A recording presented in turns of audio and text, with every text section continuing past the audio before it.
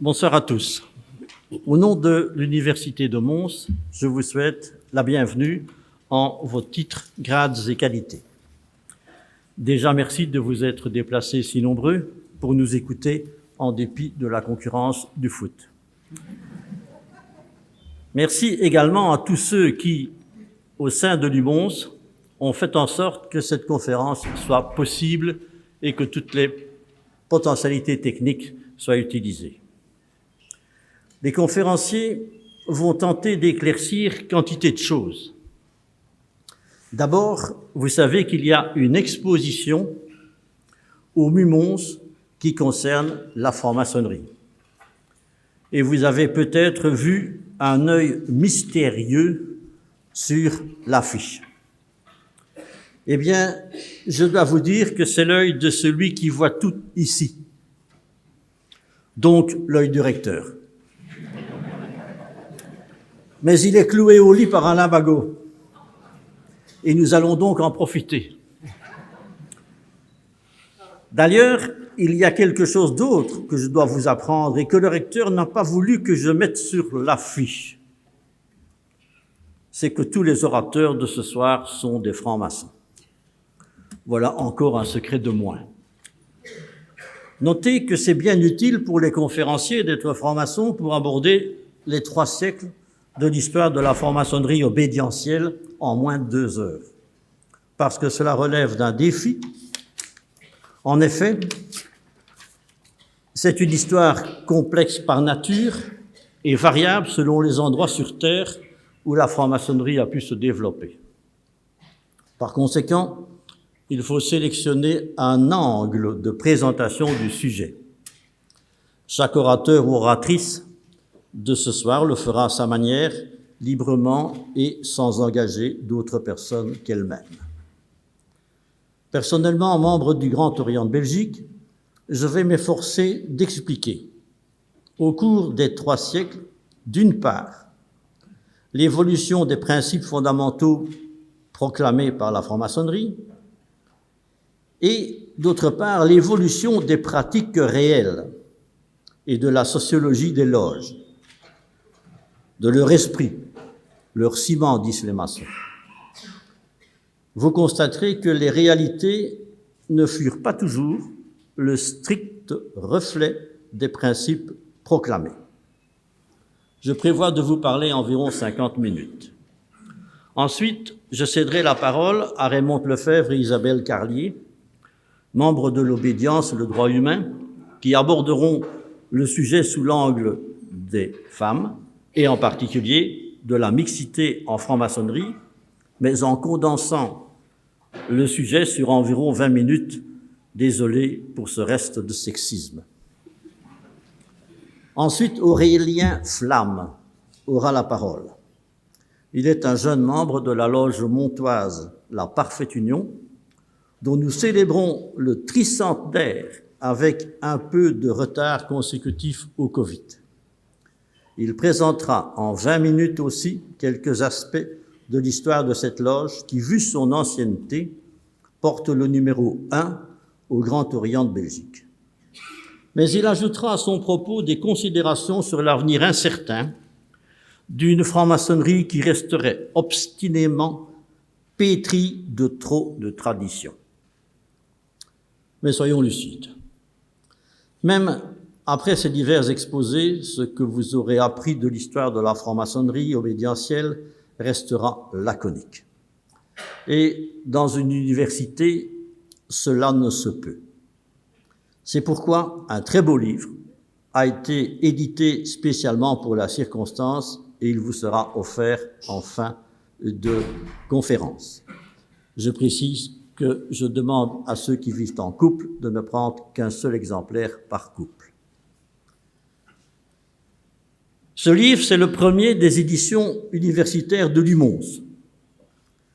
Et vous allez constater qu'avec ce livre, vous pourrez chacun et chacune vous forger une opinion personnelle construite sur une information substantielle. Dans une université, la pédagogie a de l'importance. C'est pourquoi j'ai choisi de vous parler en premier lieu de l'histoire de la franc-maçonnerie anglo-saxonne, depuis sa fondation jusqu'à l'époque contemporaine. Ensuite, je reconstituerai l'histoire de la franc-maçonnerie sur le continent, également depuis son apparition jusqu'à la période contemporaine, en ciblant la franc-maçonnerie franco-belge, puisque c'est celle qui nous intéresse le plus sur le continent. Je distinguerai donc très nettement les deux histoires maçonniques, celle du Royaume-Uni et celle de chez nous. Nous voici donc au Royaume-Uni, pour commencer. Nous nous bornons ici à l'histoire de la franc-maçonnerie obédientielle, c'est-à-dire celle qui a pris forme en 1717, lorsque 4 loges de Londres ont décidé de créer une obédience, autrement dit, une organisation commune, ce qui jusqu'alors n'existait pas. Forcément, il en découle que la franc-maçonnerie sous forme de loge complètement autonome préexistait. Mais on en connaît trop peu de choses pour aborder le sujet ce soir. Le livre vous dira ce que je pense de cette préhistoire maçonnique assez obscure.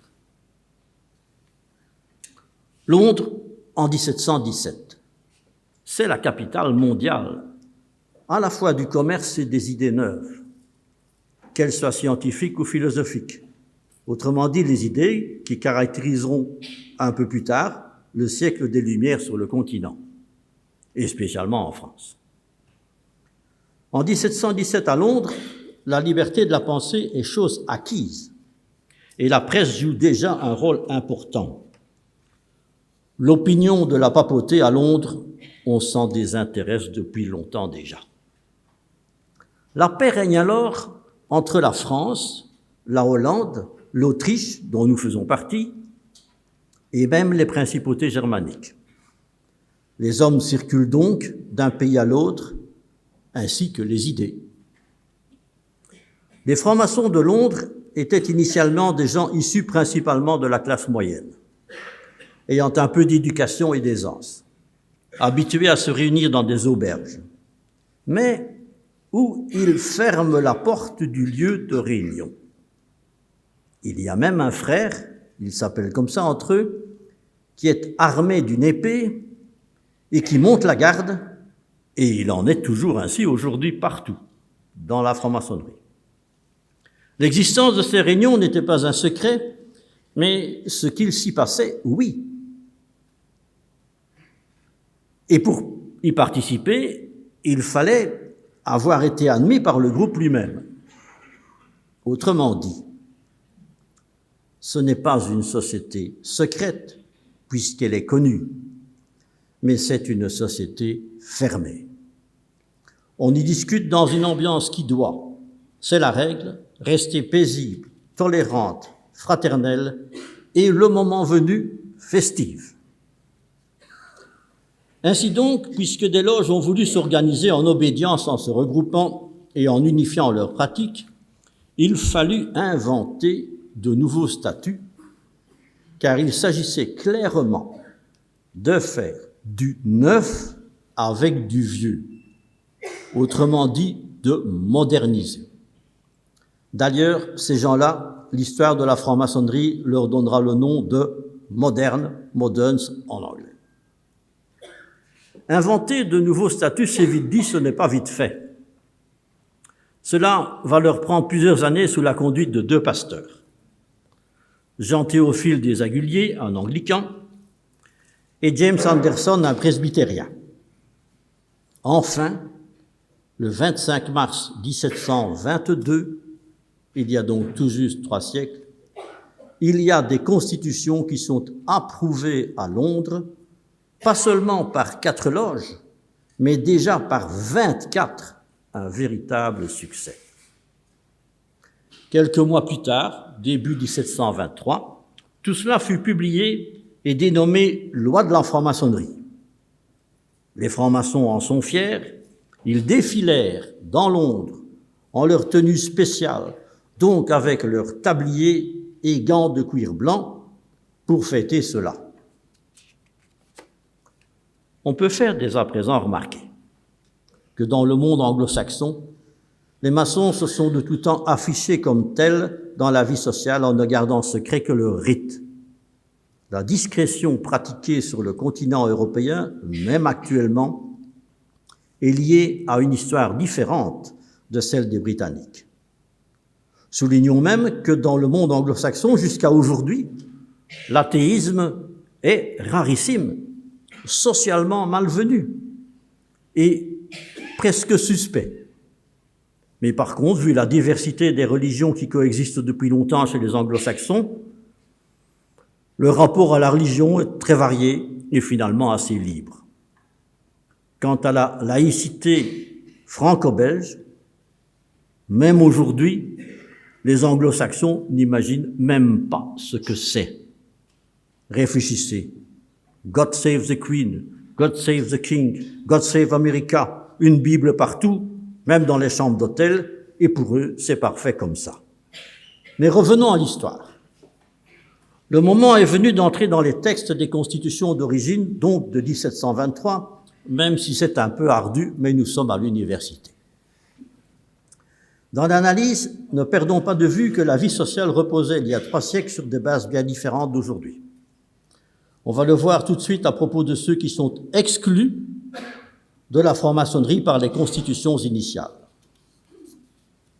Je cite, « Les maçons doivent être hommes de bien et loyaux, nés libres et d'âge mûr et circonspect, ni serfs, ni femmes, ni hommes sans moralité ou de conduite scandaleuse, mais de bonne réputation. » Fin de citation. Désolé, mesdames, mais à l'époque, au Royaume-Uni, la femme n'a aucune place dans la vie sociale. Et encore aujourd'hui, dans la franc-maçonnerie anglo-saxonne, il en est ainsi malgré l'évolution du statut de la femme dans le monde profane. Voyons maintenant l'article le plus célèbre, celui qui constitue le premier article des obligations des francs-maçons. Vous le voyez apparaître.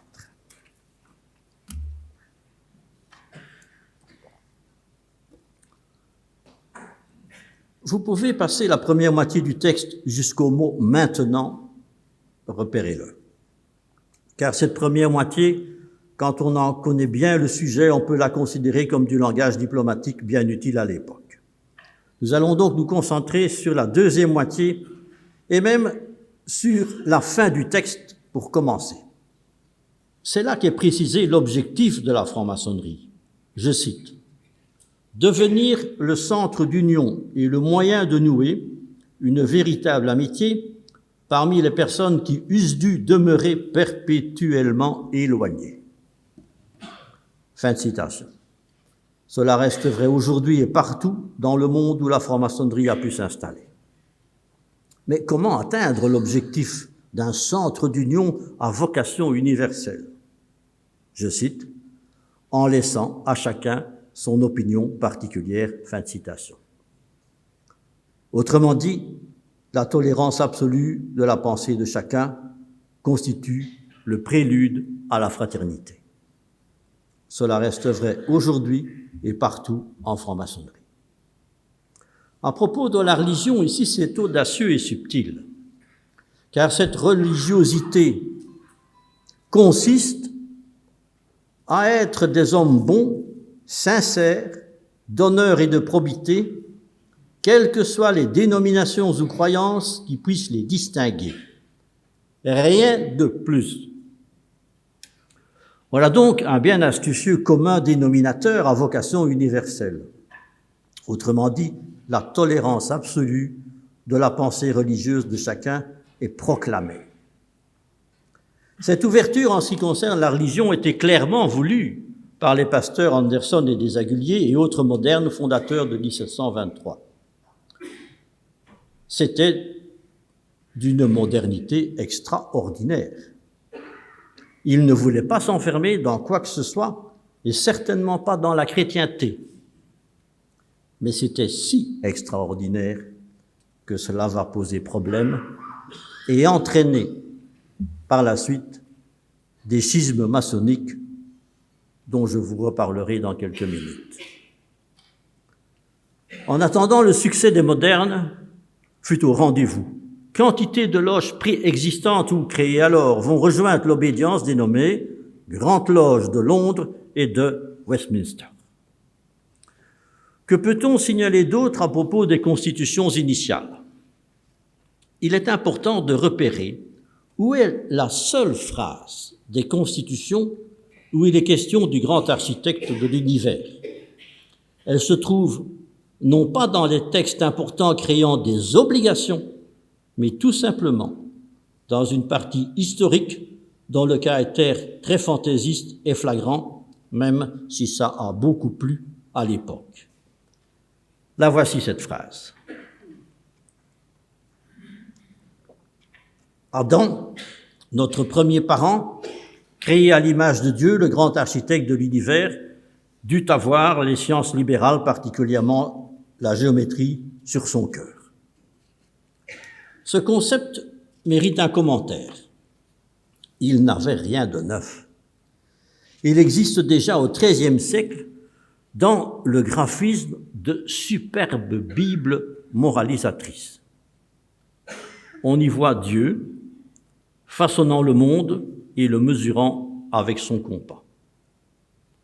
De ce Dieu créateur, dans les constitutions de 1723, on ne parle plus après l'introduction historique. Aucune obligation explicite de franc-maçon n'y est relative en 1723. On peut donc considérer qu'à ce sujet aussi, chacun avait le droit d'avoir son opinion. Et la Bible? Eh bien, les fondateurs n'en disent rien du tout. Dans le fond, c'est logique, car automatiquement, ce serait exclure ceux dont la religion n'est pas fondée sur la Bible chrétienne. Et les fondateurs ne l'entendaient pas ainsi, même si certains d'entre eux étaient des pasteurs. Et pour lever tout équivoque, ces fondateurs considèrent que le livre sacré des francs-maçons, ce sera le livre des constitutions porté sur un coussin dans les cérémonies. Et il en sera effectivement ainsi chez les modernes pendant plus d'un siècle quasiment. Mais comme je vous l'ai déjà laissé entendre, les francs-maçons se sont parfois ensuite, dans leur comportement concret, éloignés du message initial.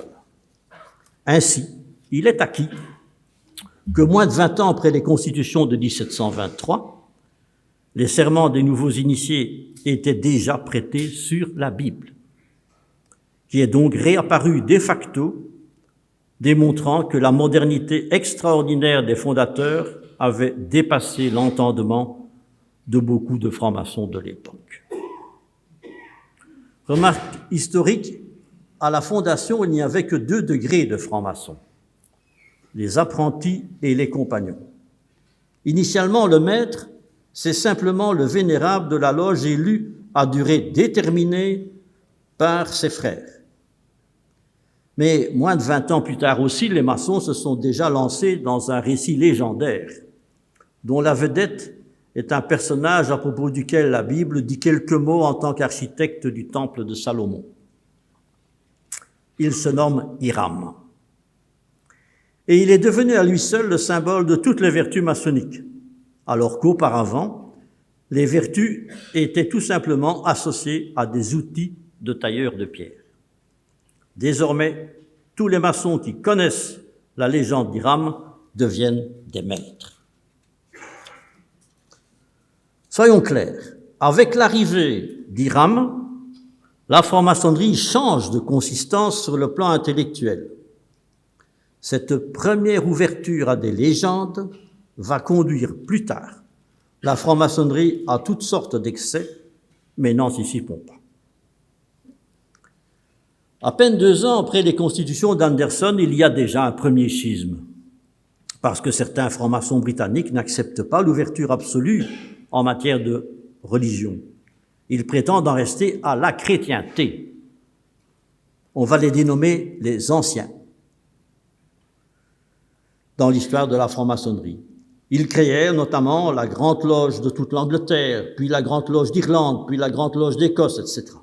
Ces obédiences concurrentes, où l'on se réfère au Dieu des chrétiens, n'auront toutefois pas un succès égal à celui des Moderns, qui conservent leur principe d'ouverture du concept du grand architecte de l'univers, ce qui attire les esprits les plus brillants en sciences, philosophie, lettres et même l'aristocratie et les ecclésiastiques. Quelques remarques encore. La papauté a condamné la franc-maçonnerie dès 1738, mais dans les îles britanniques, cela n'eut aucune importance. Deuxième remarque. Alors que les modernes en resteront longtemps aux 3 grades apprentis, compagnons, maîtres, chez les anciens, on inventa rapidement de nouveaux grades dits supérieurs, comme le Royal Arch, qui sont davantage imprégnés de chrétienté. Troisième remarque, les Britanniques, anciens ou modernes, ont rapidement exporté leur franc-maçonnerie partout où ils allaient à travers le monde, et notamment en Amérique du Nord, mais aussi dans l'Europe du Nord, là où la religion luthérienne était devenue majoritaire. Mais il nous faut avancer dans l'histoire de la franc-maçonnerie anglo-saxonne, et nous allons directement vers 1813. L'Angleterre est en pleine guerre alors contre Napoléon. Il faut serrer les coudes. Et une volonté d'union nationale va rapprocher les anciens et les modernes. Les Anglais vont donc remanier les constitutions en créant la Grande Loge unie d'Angleterre. Voici le nouveau texte de constitution.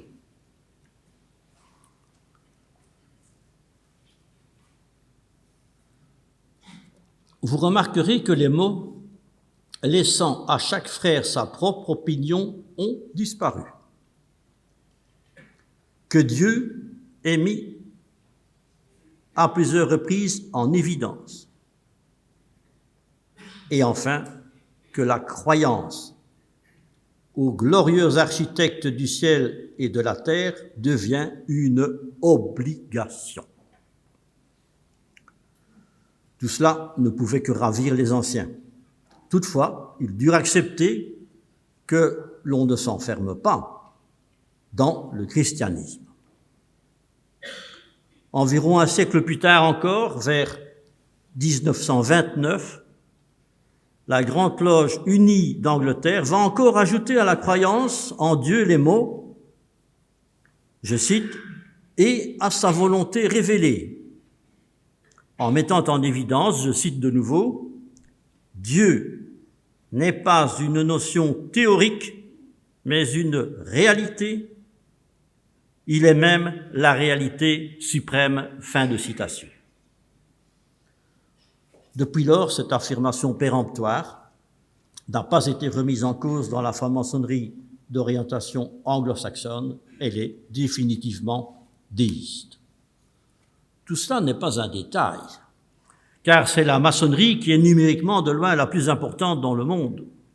Les francs-maçons de cette orientation se comptent par millions. Ils sont particulièrement figés dans le respect de leurs traditions, dont ils font d'ailleurs l'essentiel de leurs activités. Les portes de leur loge restent fermées aux femmes. Ils interdisent dans leur franc-maçonnerie les discussions de religion ou de politique. Fort heureusement, ils se soucient beaucoup de philanthropie. Je ne peux consacrer à la franc-maçonnerie anglo-saxonne un temps de parole plus important. Je dois maintenant me tourner vers ce qui s'est passé sur le continent européen et en particulier vers la France et vers le territoire qui deviendra ultérieurement la Belgique et qui est à l'époque une province autrichienne.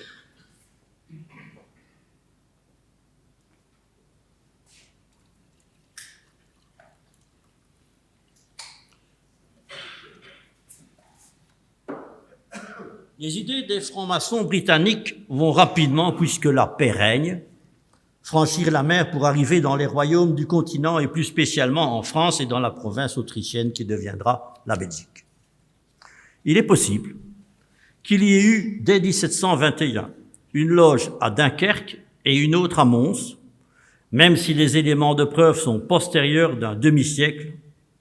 Ce qui est certain, c'est qu'il y a une loge à Paris qui est active en 1725, constituée de Britanniques en exil.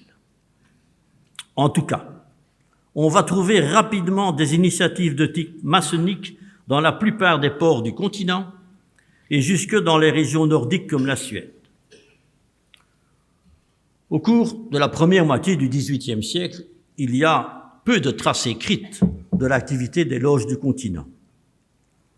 En tout cas, sur le continent, les principes fondamentaux des modernes de 1723 semblent peu respectés. En effet, partout sur le continent, on retrouve des statuts proclamant une exigence de chrétienté. Voici l'un des premiers textes disponibles.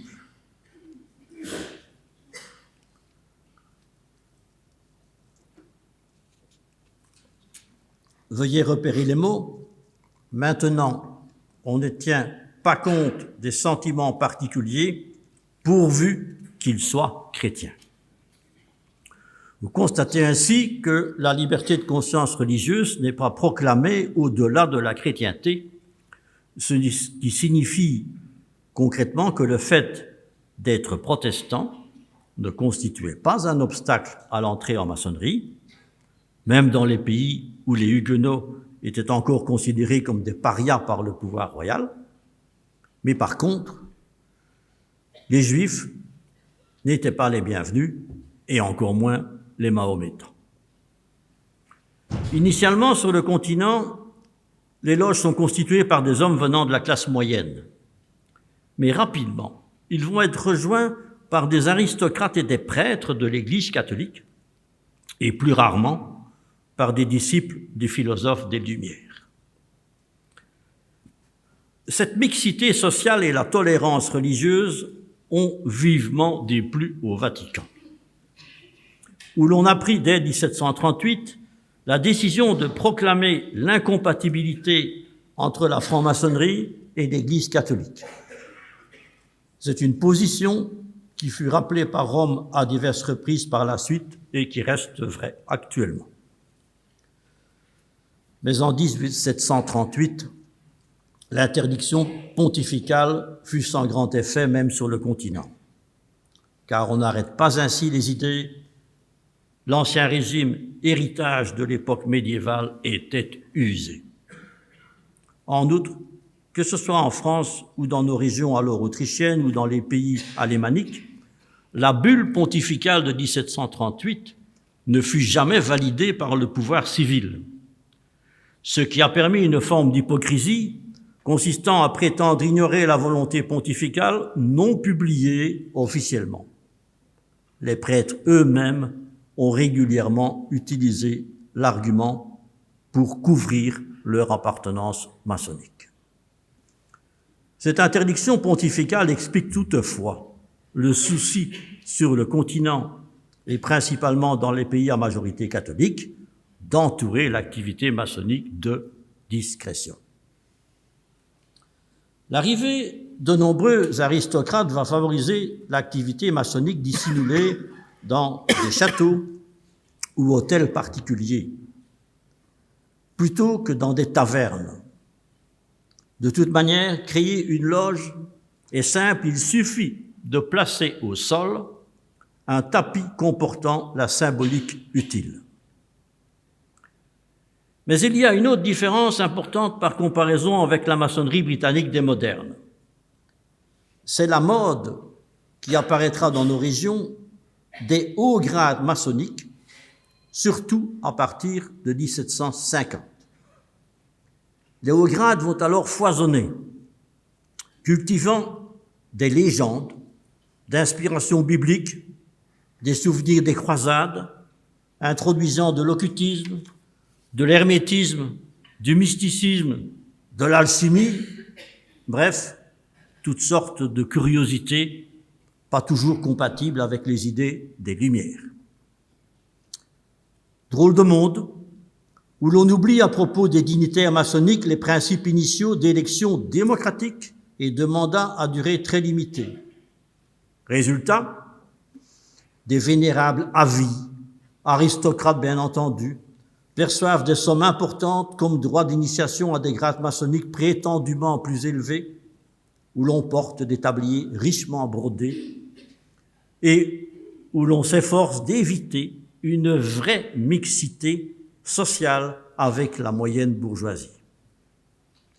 Ces hauts grades finissent même par constituer des obédiences distinctes des loges de base, ce qui ne plaît évidemment pas à celles-ci, réunies alors chez nos voisins français sous l'appellation Grande Loge de France.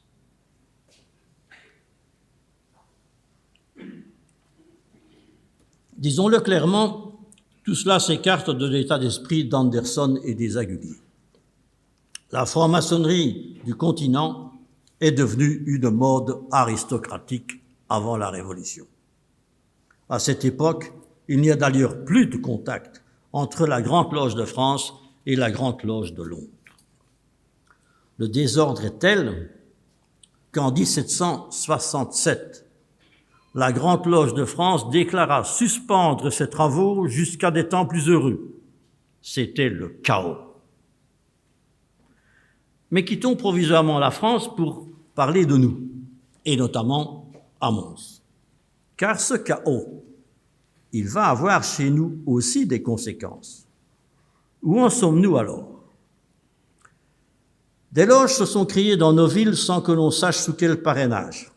A fortiori, nous ignorons les règlements que l'on y appliquait alors. Certaines de nos loges semblent avoir été en relation avec la Grande Loge des Provinces-Unies, donc une obédience hollandaise reconnue par les Anglais, tandis que d'autres de nos loges étaient en contact avec la Grande Loge de France jusqu'à son explosion. Une personnalité montoise se distingue alors par son rayonnement dans la vie maçonnique de nos régions. Il s'agit du marquis de Gages, qu'il ne faut évidemment pas confondre avec le marquis de Sade, qui pratiquait un tout autre rituel. Notre marquis montois fut d'abord proche de la Grande Loge de France et de son très curieux grand maître inamovible, le comte de Clermont. Mais vu l'explosion de cette obédience, notre marquis montois s'orienta vers la Grande Loge de Londres et obtint de celle-ci le titre de grand maître provincial.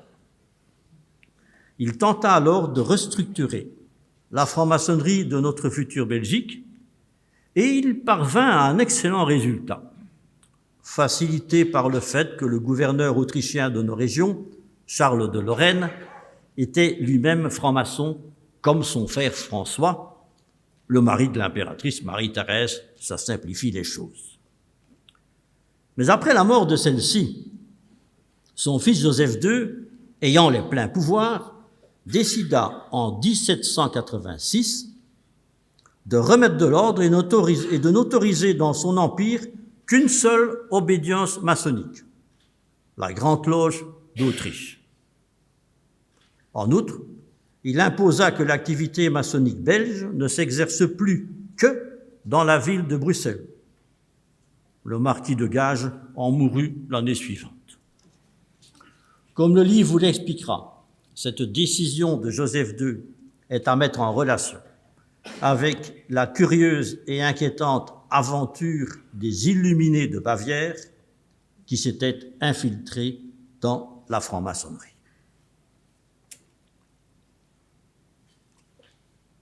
Retournons en France et constatons qu'après 6 ans de désordre, une nouvelle obédience a été créée en 1773 et qui s'appelle le Grand Orient de France, obédience qui existe toujours aujourd'hui et qui est une des plus célèbres du continent. Les statuts de 1773 traduisaient une heureuse volonté de retour à un fonctionnement démocratique de la franc-maçonnerie, donc basé sur des élections à durée déterminée des dirigeants, conforme aux statuts initiaux de 1723 à cet égard. Mais pour le surplus, curieusement, les statuts français ne reformulent en 1773 d'aucune manière le message philosophique des Anglais, ni aucun autre message philosophique d'ailleurs. Il ne précise aucune condition d'accès à la franc-maçonnerie. Il ne se réfère nulle part au grand architecte de l'univers. Mais quoi qu'il en soit, de facto, dans ses pratiques, la franc-maçonnerie du Grand Orient de France va rester, comme dans les pays voisins du continent, accrochée au concept de la chrétienté, à la Bible, au grand architecte. Et la noblesse continuera à y dominer la bourgeoisie en occupant les postes essentiels. On notera qu'il y avait d'ailleurs beaucoup de maçons dans l'environnement immédiat de Louis XVI. Il est donc inadapté de prétendre que la franc-maçonnerie serait l'élément déclenchant, complotiste de la Révolution française, comme le fera pourtant, dès 1800, l'abbé Baruel dans 3 volumes qui deviendront célèbres et que possède précieusement notre université et qui se trouve actuellement au musée du Mimose.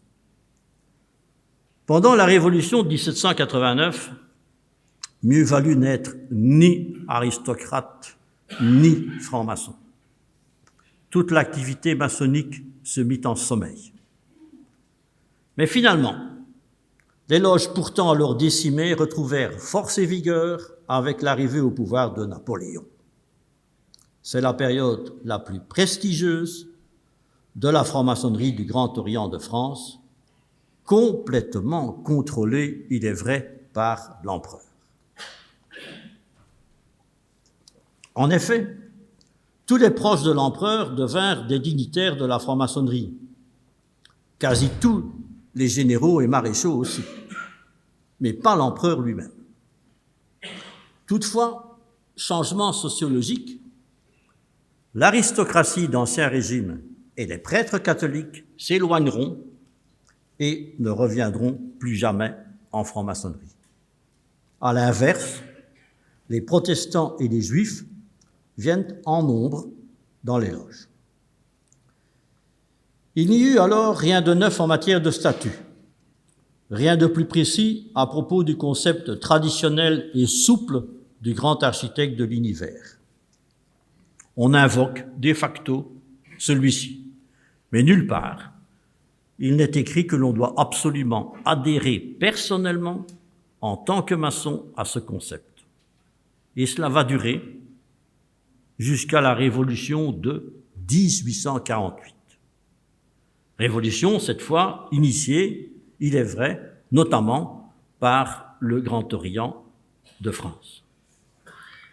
En effet, très curieusement, en 1849, les statuts du Grand Orient de France sont remaniés et l'on y proclame, je cite, que la franc-maçonnerie est une institution essentiellement philosophique, philanthropique et progressive qui a pour base l'existence de Dieu et l'immortalité de l'âme.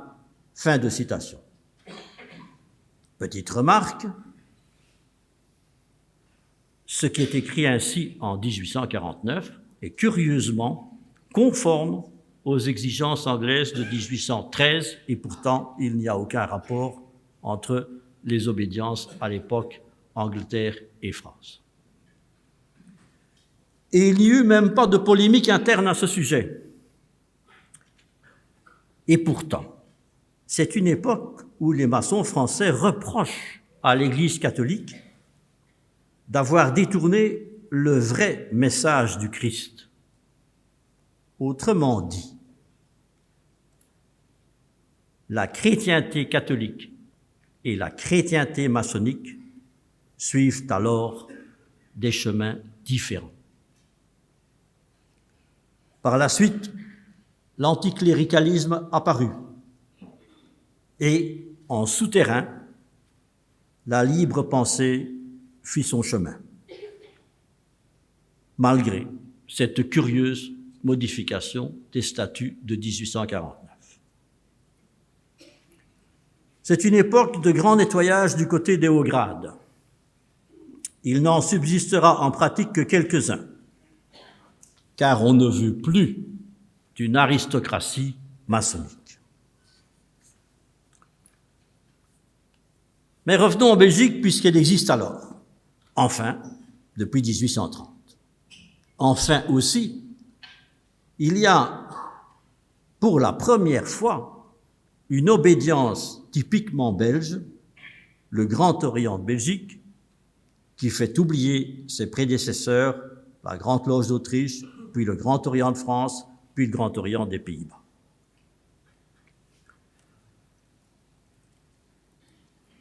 Les statuts belges de 1833 prévoient que l'on travaillera au Grand Orient de Belgique obligatoirement, à la gloire du grand architecte de l'univers. Et la connexion entre celui-ci et Dieu, celui des chrétiens ou d'autres croyances, ne paraît pas avoir alors été controversée. Les statuts disent aussi explicitement que les loges ne peuvent en aucun cas parler de matière politique et religieuse, ce qui est pleinement conforme aux constitutions de 1723. Mais la réalité fut tout autre.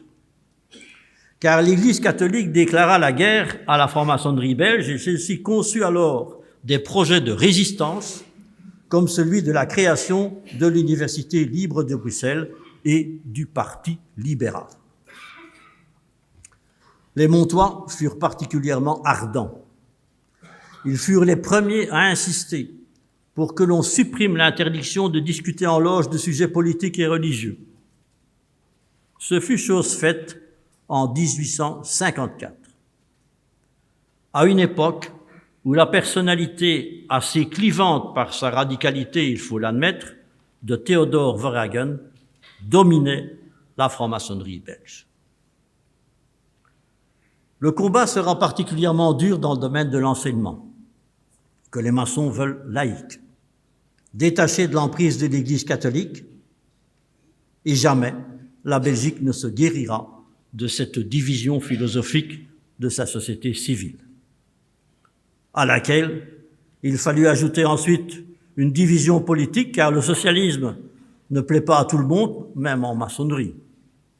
Il y a des loges de gauche et des loges plus libérales qui vont se former.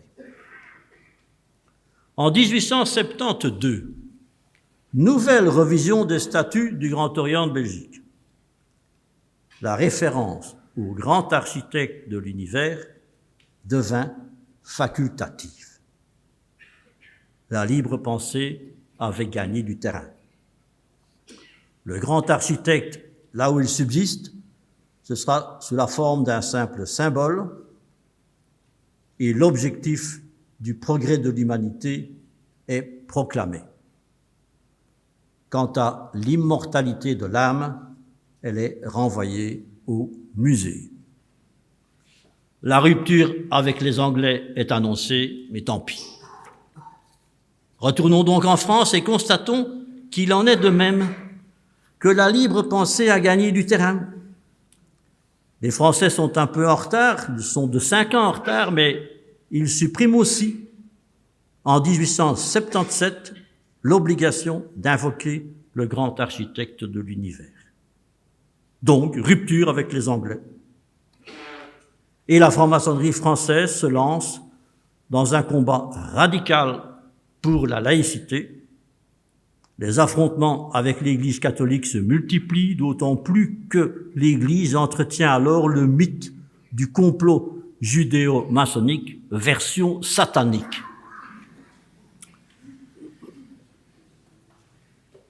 La société civile française, comme la Belgique, se divise, et sur la fin du siècle, la laïcité l'emporte et le triomphe sera la loi de 1905 sur la laïcité de l'État français. Je ne vous apprends rien.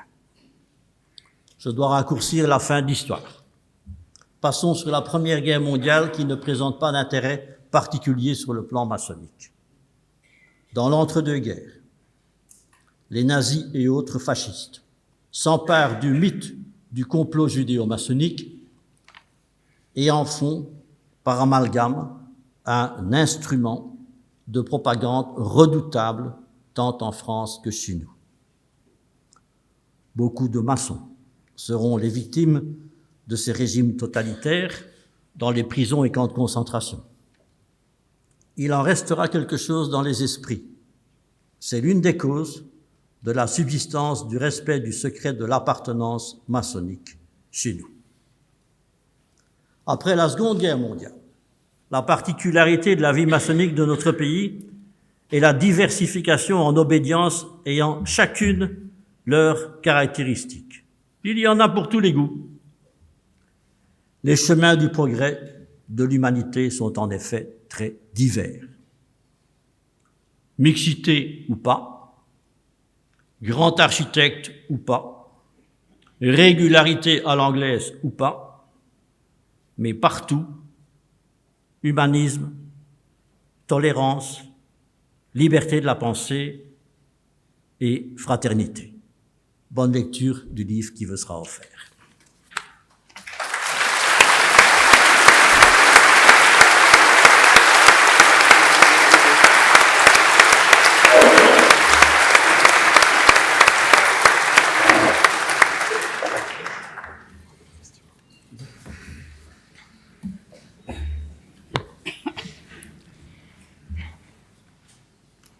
Mesdames, Mesdemoiselles, Messieurs, chères étudiantes, chers étudiants, la franc-maçonnerie n'est ni une maçonnerie secondaire, ni une para-maçonnerie, ni une pseudo-maçonnerie, ni un groupe féministe semblable aux autres, encore moins un lot de consolation pour des femmes frustrées. Tous ces clichés sont démentis par les historiens. Et aujourd'hui, nous vous invitons, Isabelle et moi, à participer à un voyage couvrant 3 siècles à la découverte de la franc-maçonnerie des femmes. C'est avec beaucoup d'émotion que nous avons trouvé dans les archives de l'Université de Mons des textes et témoignages de cette longue filiation qui nous unit aux francs-maçons du XVIIIe siècle. Ni esclave, ni femme, écrit James Anderson en 1723. Notre pasteur exclut donc de la franc-maçonnerie toute une partie de l'humanité. Est-il raciste et misogyne? Non. La société du XVIIIe siècle est tout à fait inégalitaire et sexiste. Et si en Angleterre, l'aristocrate et la bourgeoise ne sont guère cultivés et s'intéressent peu à la franc-maçonnerie, il n'en va pas de même sur le continent. En effet, les femmes intellectuelles et qui, depuis longtemps, tiennent salon, réagissent à cet ostracisme car elles veulent participer à ce nouveau mouvement. Elles essuient d'abord un refus, mais prennent très vite l'initiative de créer avec des maçons des loges dites androgynes, assez pittoresques comme celle des MOPS. Mais les temps changent et bientôt, conscients d'appliquer le principe d'égalité ou peut-être lassés de s'opposer à l'épouse, la fille et la sœur, les francs-maçons se voient obligés d'ouvrir aux femmes les portes du temple. Citons le rôle de 2 écrivains, Michel Procope, dont le nom évoque le célèbre café parisien, et Pierre Choderlos de Laclos. Ouvrir les portes, ou plutôt les entr'ouvrir, en créant en 1770 des loges dites d'adoption, donc hélas sans aucune autonomie. Le rituel très rigoureux ne se réfère pas aux bâtisseurs, mais s'inspire de la Bible. Le péché originel y trouve toute sa place. C'était prévisible. Lors de l'initiation, ces maçonnes jurent la discrétion, la pratique de la vertu, de la charité et de la philanthropie. Les loges d'adoption se répandent dans toute l'Europe, et même à Mons, où le marquis de Gage, vénérable maître de la vraie et parfaite harmonie, crée une loge d'adoption où il initie son épouse, sa fille, sa cousine et quelques aristocrates du Hainaut. Au même moment, en France, à la veille de la Révolution, les questions politiques et sociales complètent les actions philanthropiques dans les loges. Le nom même de l'une d'elles, le contrat social, dirigé par la princesse de Lamballe, illustre ce changement d'état d'esprit. 1789 n'apportera ni liberté ni égalité aux femmes.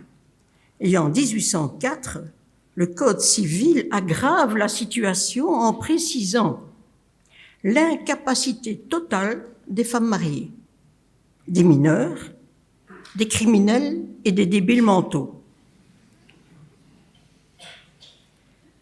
Au XIXe siècle, les loges d'adoption disparaissent définitivement, après une brève réapparition sous Joséphine de Beauharnais, grande maîtresse de son atelier. Et que se passe-t-il ensuite ?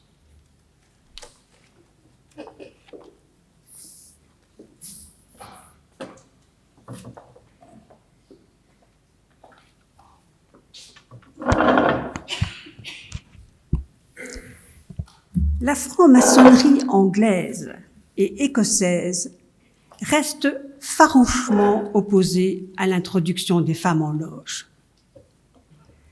La Grande Loge Unie d'Angleterre, dont vous venez d'entendre parler, n'a révisé le texte du pasteur Andersen qu'une seule fois, en 1847, pour supprimer le mot « esclave » à la suite de l'abolition de l'esclavagisme dans le Commonwealth, mais le terme visant les femmes resta et restera inchangé. Si le bannissement des femmes en loge repose en partie, malheureusement, sur ces constitutions, il trouve aussi son origine dans le contexte socio-économique de l'époque au Royaume-Uni. En effet, alors qu'en France, les femmes nobles et bourgeoises tiennent salon, les Anglaises n'ont aucune activité publique. Il n'y a de place pour elles dans aucun club. On peut vraiment dire que la franc-maçonnerie féminine a suivi le chemin inverse de la franc-maçonnerie masculine, en voyant le jour en France d'abord, pour s'introduire bien plus tard au Royaume-Uni. Revenons donc en France. Le XIXe siècle est caractérisé par de profondes mutations économiques, sociales et philosophiques. Dès 1871, la franc-maçonnerie française décide de sortir de l'anonymat et de soutenir les idées progressistes comme l'abolition de l'esclavage, l'abolition de la peine de mort, la liberté de la presse, la création d'écoles publiques obligatoires, gratuites et laïques. Ils se battent aussi et surtout pour la sécularisation de l'État, en réaction sans doute à la condamnation réaffirmée du clergé de la franc-maçonnerie en 1837. Cependant, la femme est quasi oubliée dans toutes ces réformes. Le Code civil de Napoléon la maintient sous la tutelle totale de son père d'abord, de son mari ensuite. Certains soutiennent l'égalité des sexes, comme Charles Fourier. C'est l'inventeur du mot féminisme. Il déclare « Le degré de l'émancipation féminine est la mesure naturelle du degré de l'émancipation générale. D'autres, malheureusement, comme Lamartine, qui pourtant propose la Marianne comme symbole de la République, affirment: les femmes qui ont voulu sortir de leur vie intérieure pour se hisser dans la vie extérieure sur les tréteaux de la politique ne sont pas des femmes, ce sont des êtres sans sexe, scandalisant la nature plus encore que la société. La franc-maçonnerie masculine souhaite une femme éduquée, républicaine, délivrée de l'emprise de l'Église, mais vouée à son foyer. Et pour qu'elle s'imprègne néanmoins des bons principes maçonniques, on lui ouvre parfois les portes lors de conférences, de fêtes de famille, de tenues blanches. Mais l'émancipation ne doit pas aller plus loin. Les francs-maçons persistent à refuser son initiation. Cependant, les idées féministes se développent peu à peu dans la bourgeoisie républicaine éclairée. En effet, les combattantes sont pour la plupart citadines, éduquées, appartiennent à la classe aisée et ont de fortes personnalités. On les trouve dans les associations pour les droits des femmes, dans des ligues pour la protection des mères et des enfants, pour l'enseignement laïque, pour la liberté du droit de vote, comme Hubertine Auclair et Madeleine Pelletier. L'une de ces journalistes est Maria de Rem, féministe évidemment, et aussi oratrice de talent. Elle a côtoyé de nombreux francs-maçons dans le salon de son père et, comme eux, elle s'indigne de l'injustice sociale généralisée à l'époque et de la mainmise du clergé sur les institutions et l'enseignement. C'est donc dans un but bien précis, la lutte républicaine contre les pouvoirs de l'Église, que Maria de Rem est initiée en 1882, à 54 ans, dans la loge appelée les Libres Penseurs, dans la ville du Pec, près de Paris. C'était la première. Mais cette initiative est jugée absolument scandaleuse par toutes les obédiences françaises. La loge est mise à l'arrêt et aucune autre loge, désormais, n'acceptera cet électron libre. Durant 11 ans, quelques francs-maçons féministes et humanistes, comme le sénateur et médecin Georges Martin, vont tenter de convaincre les obédiences masculines de créer des loges mixtes. En vain. C'est alors que, complètement découragée, et c'est normal, Maria de Rem, Georges Martin et un groupe de femmes déterminées franchissent le pas et décident de créer eux-mêmes une structure maçonnique égalitaire, donc mixte. Citons 3 personnages parmi les membres fondateurs. Clémence Royer.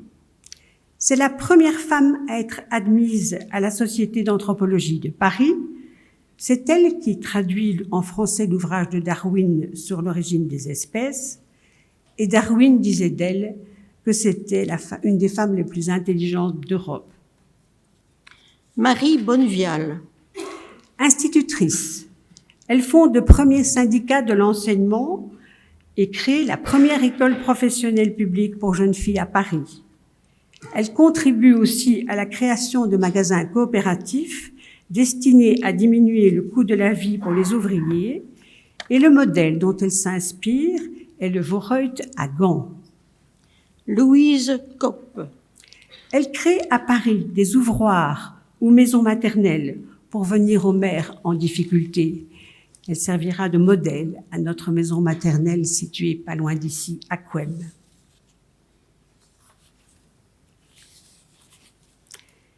C'est avec ces femmes qu'enfin, au printemps 1893, est créée l'obédience, le droit humain à l'Orient de Paris. ouvert à tous, sans distinction de sexe, de religion, de race ou de nationalité.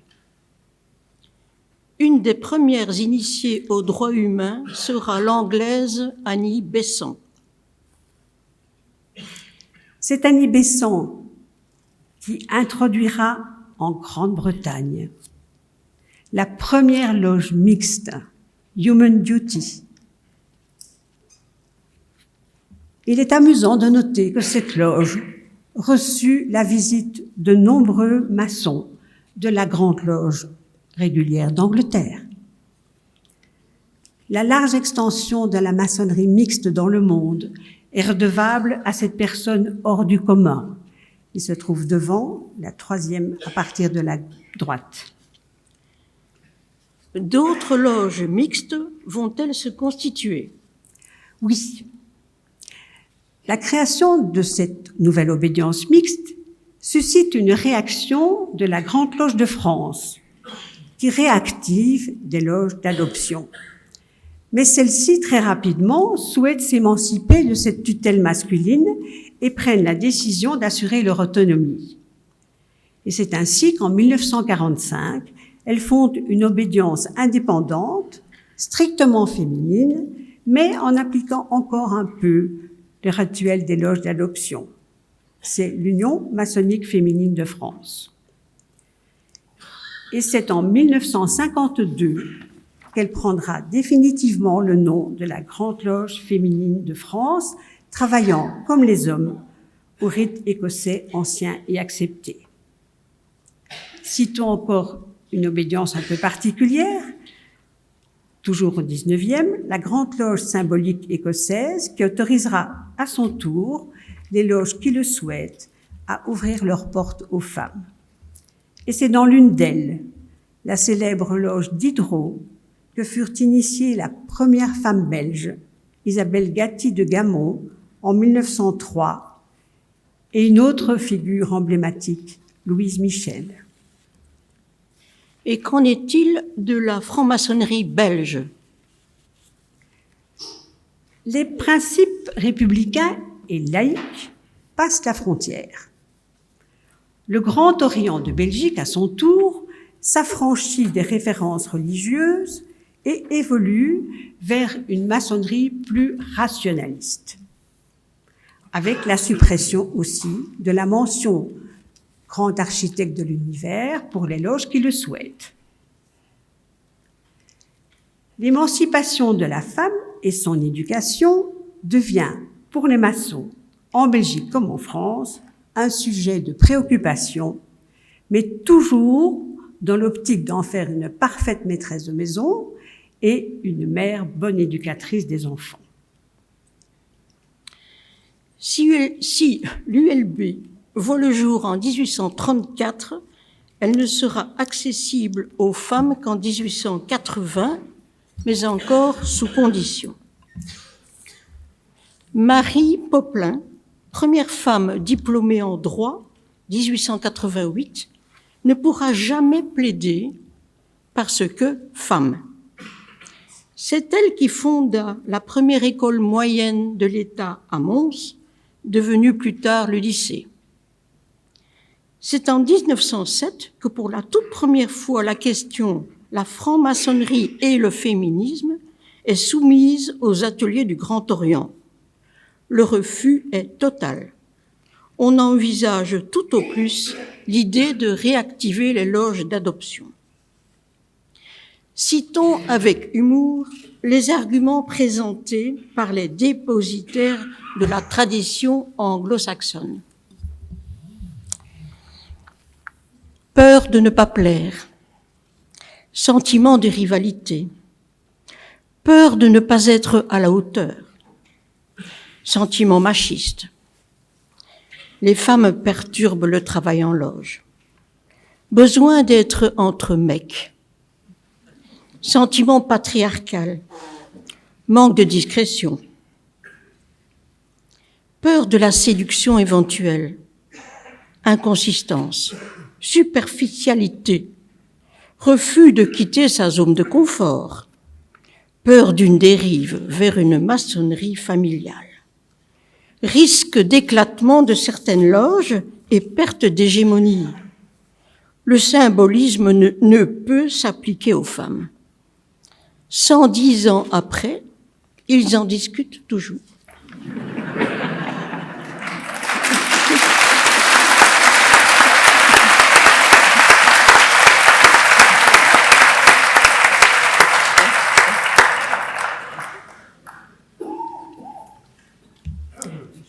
C'est Isabelle Gatti de Gamon qui ouvre la voie de la franc-maçonnerie des femmes en Belgique. Quand le grand pédagogue et féministe Alexis Sluys propose de l'inviter dans sa loge Les Amis Philanthropes à l'Orient de Bruxelles, il s'oppose à une forte résistance menée notamment par le frère Goblet d'Alviela qui déclare « La maçonnerie n'a rien à gagner avec l'admission des femmes.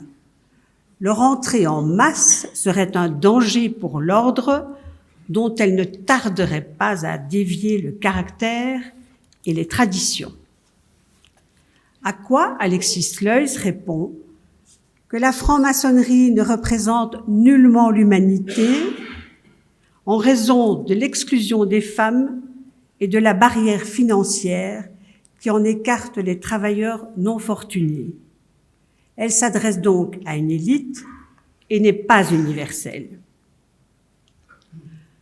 L'engagement maçonnique d'Isabelle Gatti de Gamon et de son élève, Elisabeth Carter, initiée à Amsterdam en 1905, fut certainement un élément majeur dans leur combat pour une nouvelle éducation des filles. Mais comment s'est constituée alors la franc-maçonnerie des femmes en Belgique? Des francs-maçons particulièrement éclairés soutiennent le droit des femmes à être initiées et souhaitent même participer aux travaux des loges maçonniques. Et c'est ainsi qu'en 1910, la loge des Amis Philanthropes, sous l'impulsion d'Henri Lafontaine, prix Nobel de la paix, décide de recevoir en tenue une délégation du droit humain français constituée d'hommes et de femmes pour y présenter une conférence sur la mixité en franc-maçonnerie. C'est le tollé chez les conservateurs. 118 membres démissionnent de la loge et créent une nouvelle loge, les Amis Philanthropes numéro 3.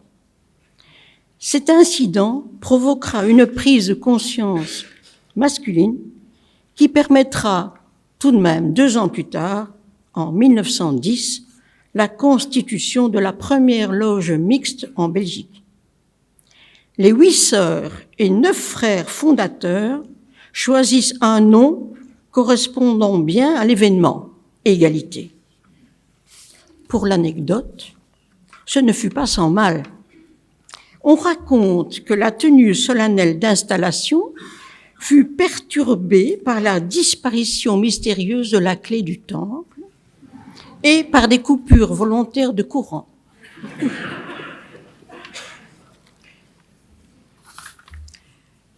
Depuis sa création en 1893, le développement de la franc-maçonnerie acceptant les femmes ne cesse de progresser.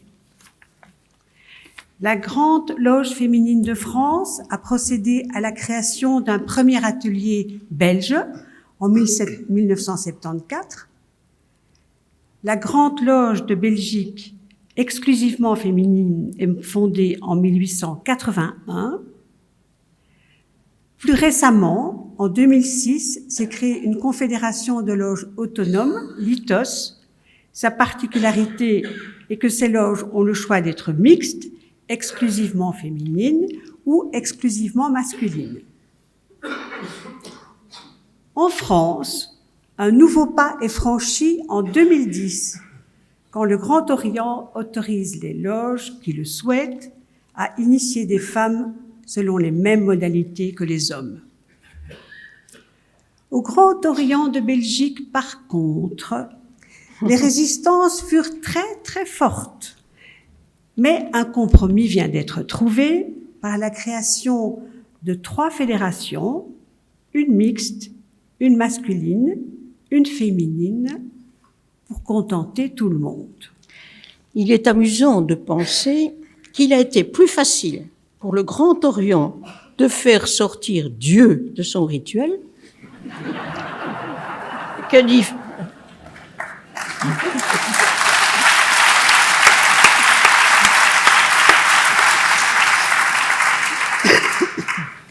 Plus facile donc que d'y faire rentrer la femme. La prolifération des loges est un signe de tolérance. C'est la preuve de la force de la franc-maçonnerie, dont le fondement est toujours d'être un lieu de perfectionnement, de discussion sereine, dans le respect des convictions de l'autre.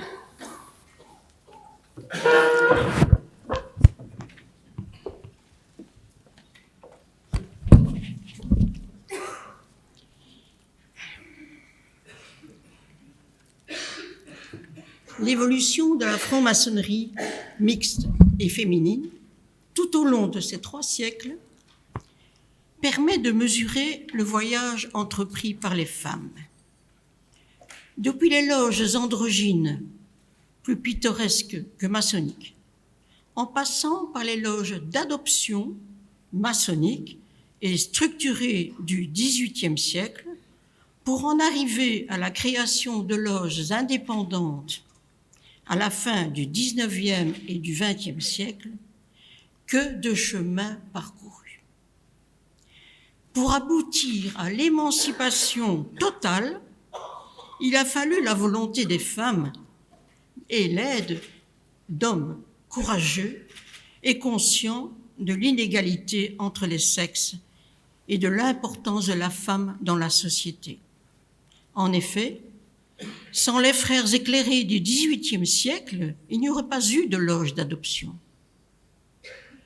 Sans les frères féministes de l'Orient de Paris, Maria de Rheims n'aurait pas été initiée. Et enfin, sans les amis philanthropes de Bruxelles, la loge mixte du droit humain 45 égalité n'aurait pas été créée. Ces femmes, dont nous avons brièvement retracé le passage, sont entrées en franc-maçonnerie comme des pionnières. Elles étaient généreuses, intelligentes, sensibles, humanistes, rigoureuses aussi envers le rituel maçonnique. Elles ont pratiqué une maçonnerie militante en faveur du droit des femmes, de la protection des enfants, de la justice sociale, de la laïcité, du droit à l'instruction et de la paix. Elles ont œuvré sans aucun doute au progrès de l'humanité. Le champ sur lequel elles ont travaillé est bien labouré.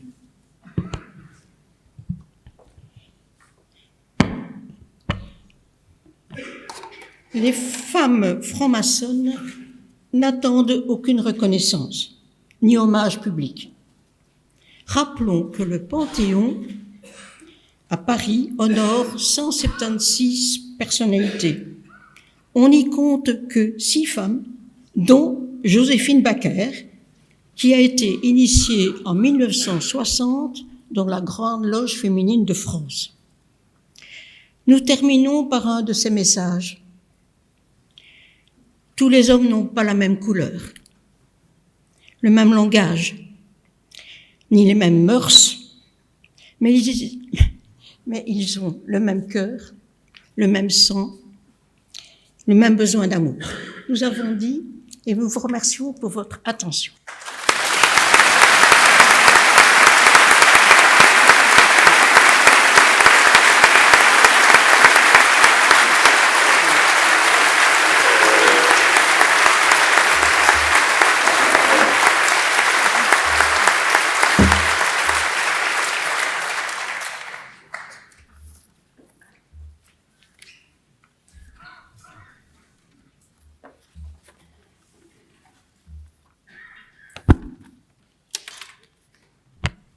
Réajuster quelque peu les micros. Voilà. J'espère que vous m'entendez bien. Bonjour à toutes et tous. Je suis enchanté d'être parmi vous aujourd'hui lors de cette conférence. Un enthousiasme partagé, il faut le dire, avec malgré tout une certaine appréhension. En effet, l'exercice d'extériorisation de son appartenance en franc-maçonnerie est un exercice difficile, car il n'est pas directement inscrit dans l'ADN des francs-maçons. En grande majorité, nous préférons la discrétion, évitant ainsi les interprétations, les classifications et permettant de faciliter la mise en pratique de nos valeurs dans le monde profane. Cet exercice est néanmoins parfois nécessaire si nous voulons avancer et vaincre les spectres de l'immobilisme et de la zone de confort. Ceci nous entraînant indéniablement dans une voie sans issue et hasardeuse pour notre chantier. J'y reviendrai en fin d'exposé. La naissance de la loge, la Parfaite Union, est antérieure à celle de son obédience, le Grand Orient de Belgique, et à celle de son pays. Elle est contemporaine à l'apparition de la franc-maçonnerie sur notre continent il y a 300 ans maintenant. Cet anniversaire exceptionnel est une magnifique opportunité de faire bénéficier à toutes et tous des retranscrits de nos 300 ans d'existence. C'est ainsi ouvrir les yeux sur 300 ans de vie, de pensée, d'évolution de société, de lutte pour la liberté contre l'oppression, pour l'instruction contre l'ignorance, pour la beauté contre la laideur, pour l'amour contre la haine. Même si je suis membre de la Parfaite Union, je tiens à préciser que les mots partagés avec vous ce soir n'engagent que moi-même.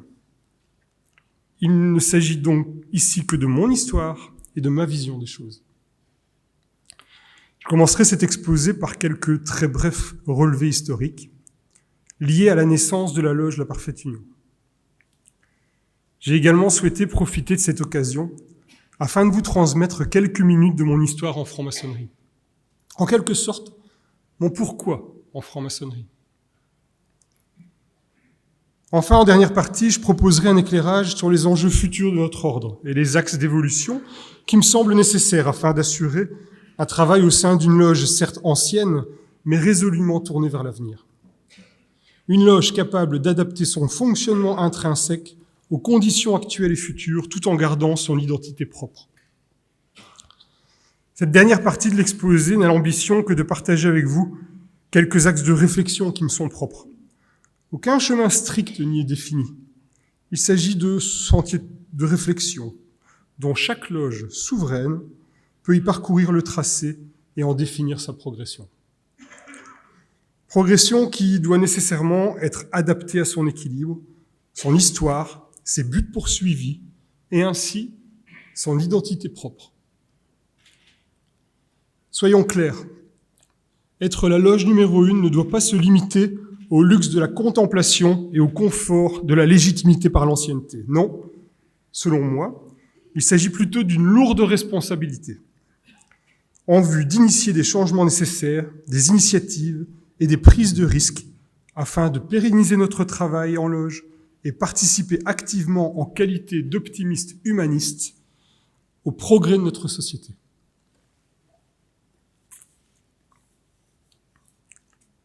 Alors, 1721, mythe ou réalité?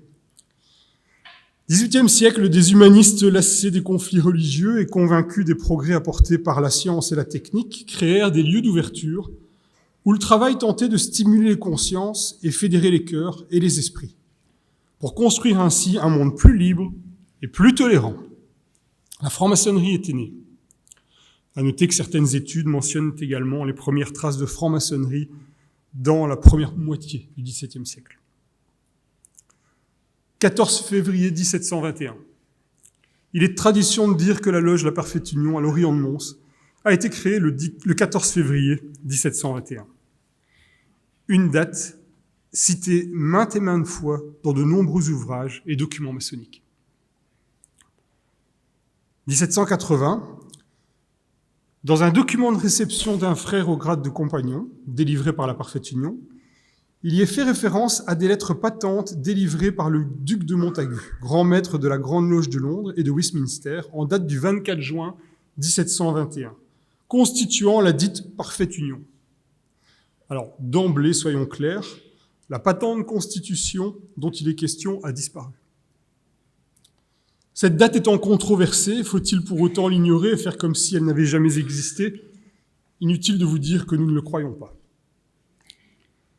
À cette époque, comme déjà cité par Christian Jassogne, un homme a largement contribué au développement de la franc-maçonnerie en notre région. C'est le marquis de Gage, François Bonaventure Joseph Dumont. Celui-ci fut également grand maître de la Grande Loge provinciale des Pays-Bas en 1770. 1776, les traces de la fondation de la Parfaite Union en 1721 sont officiellement connues par un document, le tableau de loge des Pays-Bas, signé par le marquis de Gage lui-même et après enquête. Dès lors, la Parfaite Union occupe le premier rang sur les tableaux de loge de la Grande Loge provinciale. 1786, l'édit de Joseph II autorise uniquement la franc-maçonnerie à Bruxelles. La franc-maçonnerie montoise est donc mise en sommeil.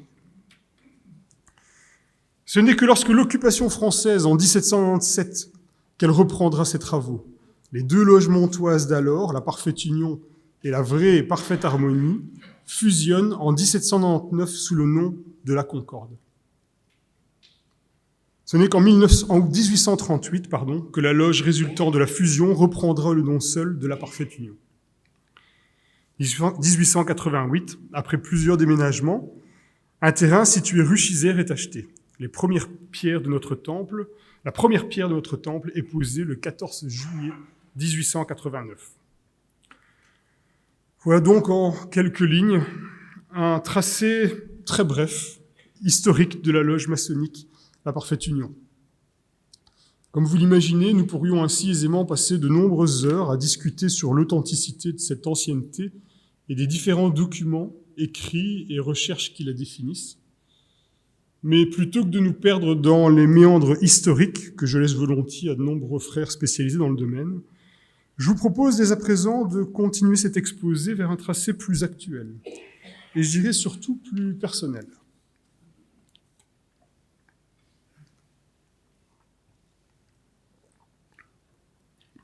« 1986, j'ai 6 ans. Première primaire. Dans mon bulletin, Aurélien rêve, Aurélien est dans la lune. » Ça a bien changé, je vous rassure. Effectivement, je rêve, je voyage dans mon imaginaire, probablement afin de m'évader d'un monde dont je comprends déjà sa complexité et qui, déjà trop jeune, me laisse perplexe quant à la dualité entre la douceur de mes mentors et la brutalité de son désordre anthropique. Oui, je rêve d'une autre méthode. Une méthode où l'on sonde les cœurs, où l'on apprend par l'émotion de l'expérience. Une méthode sans jugement et où la compétition n'est constructive que lorsqu'elle est orientée vers soi-même. Une méthode qui, même si érigée vers soi-même, n'est possible que grâce à l'autre.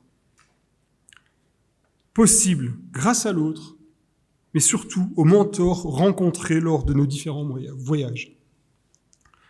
Ces mentors, ce sont ces personnes qui nous dévoilent et transmettent en nous les clés répondant à un pourquoi, à une volonté commune, de tout horizon, de toute direction. Apprenons à les reconnaître.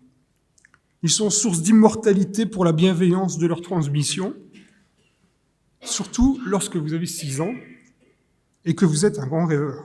Excusez-moi. Ça va aller.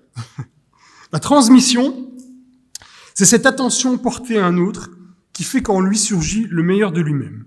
La clé de la transmission, c'est de transmettre ce que l'on pense, ce que l'on croit, mais en proposant aux autres de les remettre en question et en développant ainsi leur esprit critique.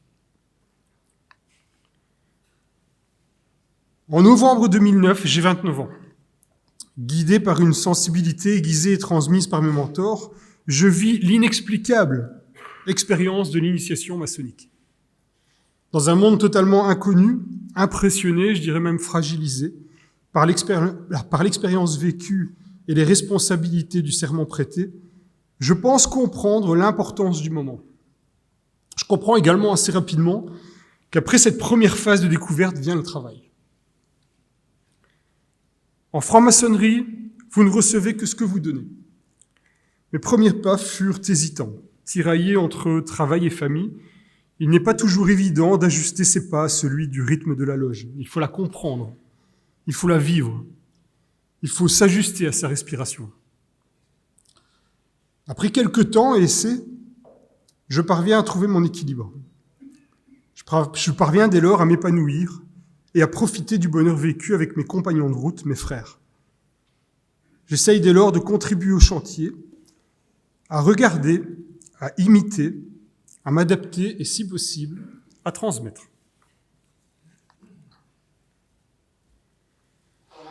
Idéalisé par un horizon commun, j'entrevois dès lors la beauté de nos ambitions.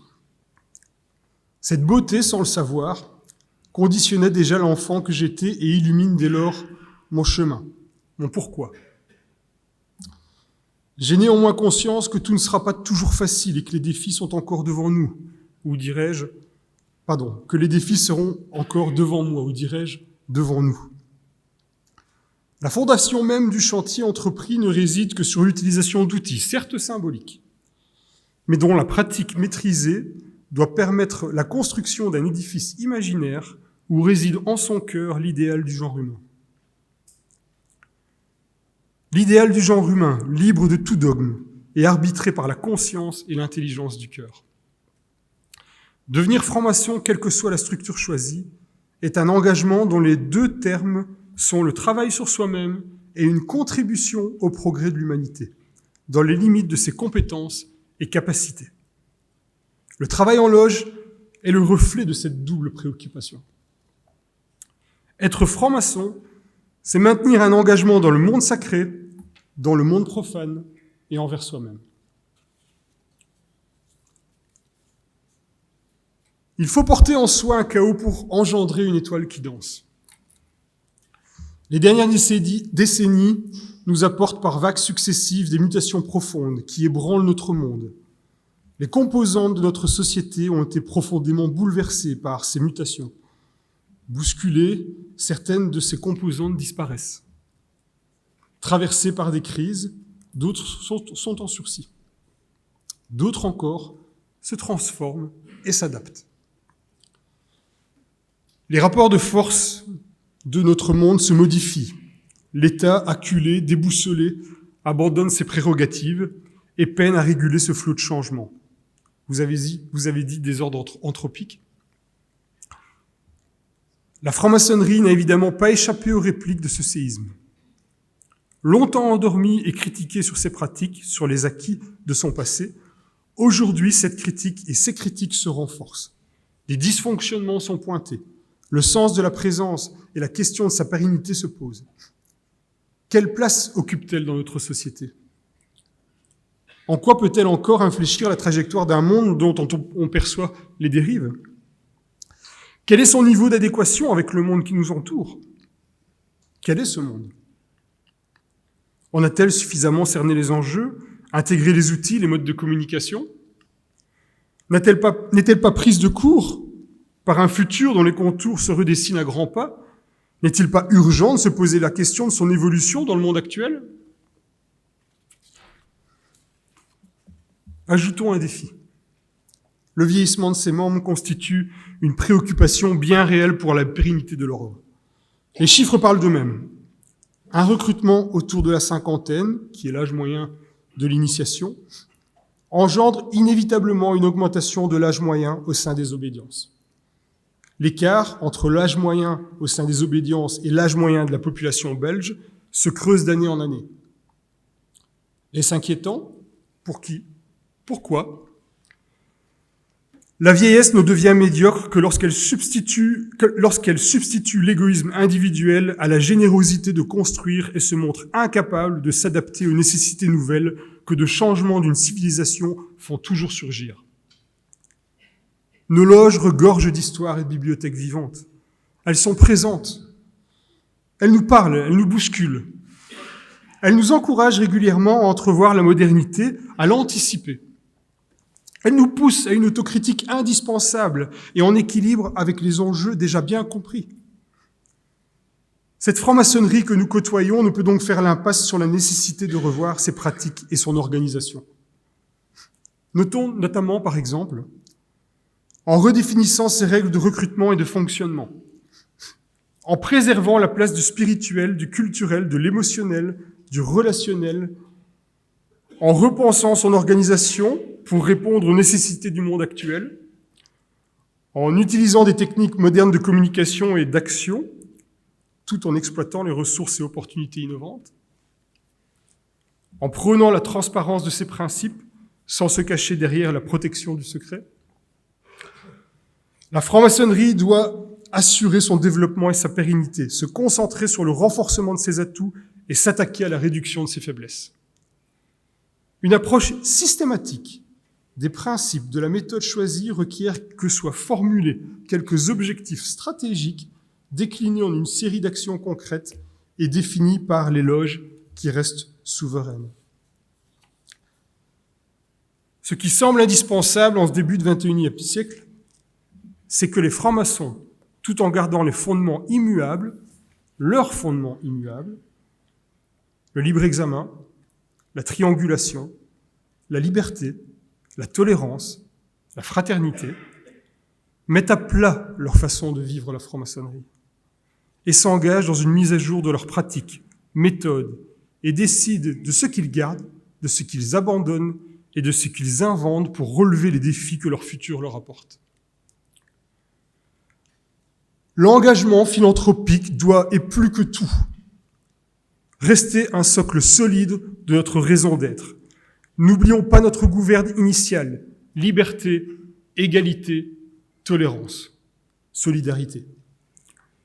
Protéger les plus faibles ne doit pas être une option de fausse modestie embourgeoisée, mais une obligation au cœur de notre démarche et introspection personnelle.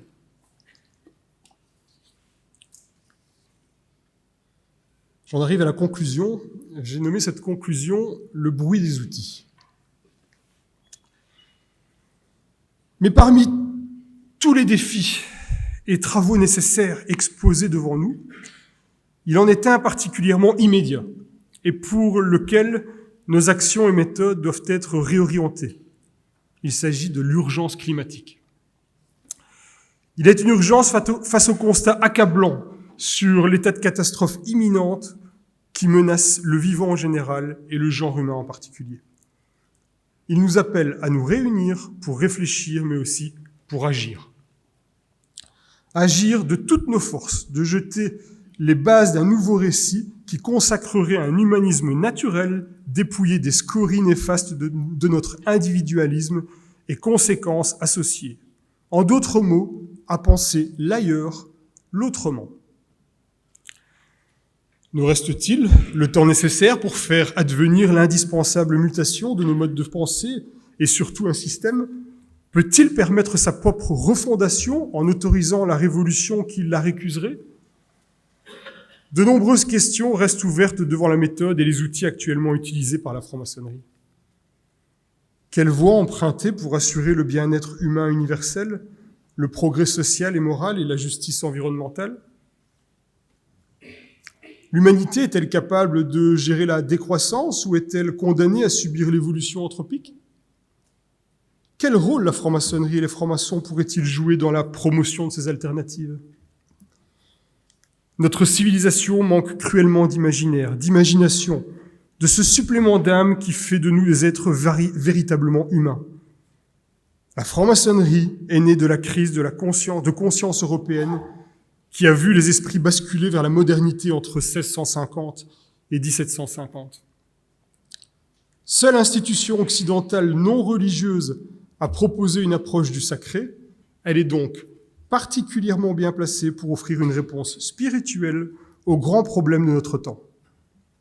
Proposer un narratif qui parlerait autant au cœur qu'à la raison, voilà la tâche qui nous incombe dans un siècle dominé par une utilisation des avancées scientifiques et techniques trop souvent laissées aux seules forces de marché et en dehors de tout débat démocratique et philosophique. Les francs-maçons se veulent bâtisseurs et se revendiquent comme étant d'éternels reconstructeurs d'humanité. Il nous faut garder l'optimisme même ténu, qu'il sera peut-être encore possible de remettre en question notre manière de penser le progrès. Si on veut engager ce monde dans une nouvelle direction, une orientation plus humaine, de proposer de nouveaux paradigmes qui opérera et assumera ses choix. Sur quelle base seront-ils effectués et par qui? Certes, par des hommes et des femmes unis par des valeurs de respect, de liberté, de générosité, où le droit à la différence est accepté tant qu'il n'interfère pas négativement avec celui de l'autre. Certes encore, par des hommes et des femmes conscients qu'un changement de monde passe par se changer soi-même. Certes, par des hommes et des femmes osant s'engager et assumer des responsabilités. Autrement dit, par des hommes et des femmes résolus à agir en être humain, debout, microcosme dans le macrocosme, s'insérant dans la vie, pour la vie, et en lui donnant son sens et sa joie par des valeurs à promouvoir et à transmettre. Transmettre ne signifie pas figer. Pour assurer sa pérennité, la franc-maçonnerie devrait à la fois se référer à ses racines, ses mythes fondateurs, et mobiliser sa créativité afin de lui permettre de traduire sa présence et son action dans le contexte de son époque. Il est fondamental qu'elle pratique une évaluation continue de ce qu'elle est et des évolutions qui l'entourent. Il est nécessaire qu'elle se montre particulièrement vigilante dans les moments de crise, voire de mutation, qui ponctuent l'évolution de l'humanité. Rajeunir ces cadres est essentiel afin d'allier l'audace de la jeunesse à la sagesse des anciens, refuser le conservatisme, oser l'innovation, accepter la discrétion quant aux personnes et risquer l'extériorisation au niveau du groupe. Ceci afin d'être vecteur de la libre pensée et de la liberté de conscience et de l'engagement philanthropique. Il est nécessaire de veiller à la cohérence entre le dire et le faire, de bousculer avec conviction le consensus mou, l'hypocrisie, la somnolence, afin que la franc-maçonnerie redevienne ce qu'elle n'aurait jamais dû cesser d'être, un véritable laboratoire d'idées et une force morale. Me voici déjà arrivé à la fin de mon petit exposé. J'ai souhaité ici partager avec vous, en toute transparence et humilité, une brève partie de mon voyage, de mon pourquoi lié à la franc-maçonnerie. Comme vous avez pu le constater, le travail ne manque pas, et pour être complètement honnête, je ne le crains pas. La franc-maçonnerie est pour moi, excusez-moi,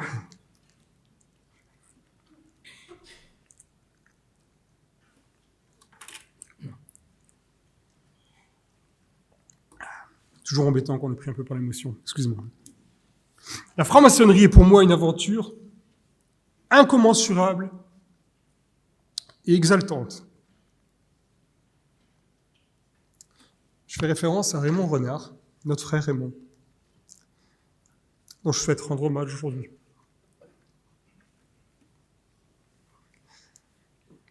Voilà. Cette émotion, vous voyez, c'est ça, la fraternité.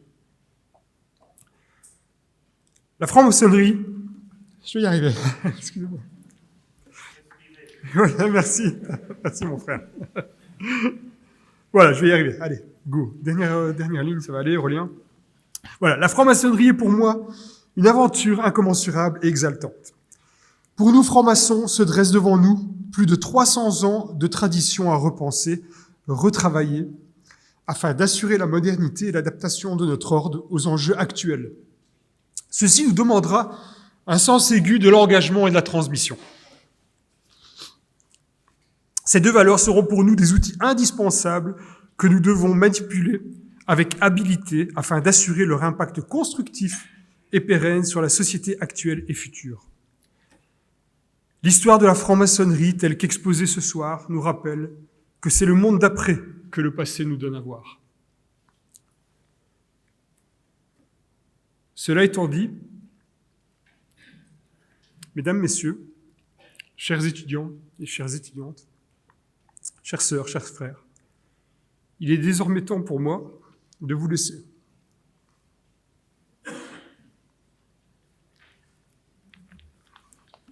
Je suis désolé. Le stress, l'émotion. Voilà.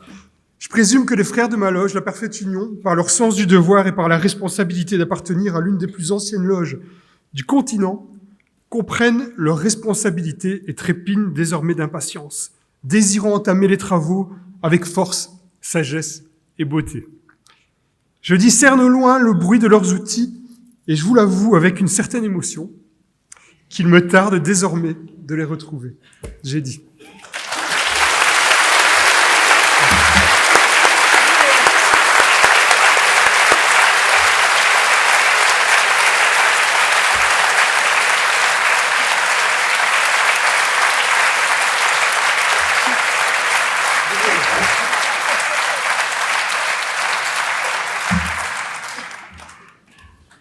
Il me reste quelques mots à vous adresser pour vous expliquer que les toutes neuves éditions universitaires de Lumons ont pu me fournir 350 exemplaires, j'en avais demandé 400. Alors, d'abord, je rappelle, si vous vivez en couple, ne prenez qu'un exemplaire. Si, à un moment où vous approchez des tables où se distribuent les livres, vous constatez qu'il n'y en a pas, venez vers moi dans quelques instants. J'ai un grand carnet, je vous demanderai vos coordonnées et nous trouverons une solution. Au pire, je dis bien au pire, je vous renverrai vers les locaux nouveaux des éditions universitaires de Lumons qui se trouvent au bas de la rue piétonne à l'ancien Casa. Pour ceux qui connaissent un peu Mons, pour être précis, c'est 52 Grand Rue à Mons et on vous y remettra un exemplaire si vous certifiez être venu à la conférence et n'avoir pu en recevoir. Voilà. Pour le reste, nous en avons presque terminé, mais nous pas tout à fait. En effet, j'ai encore un dernier secret à vous révéler. Les francs-maçons n'ont peur de rien, sauf d'avoir soif. Alors, c'est tout près que vous allez pouvoir satisfaire cette angoisse. À la sortie de l'auditoire, vous verrez que la foule va se diriger vers le restaurant universitaire. Donc, suivez la foule et vous y arriverez. Et si quelqu'un souhaite me voir, j'y serai au moins pendant 3 quarts d'heure.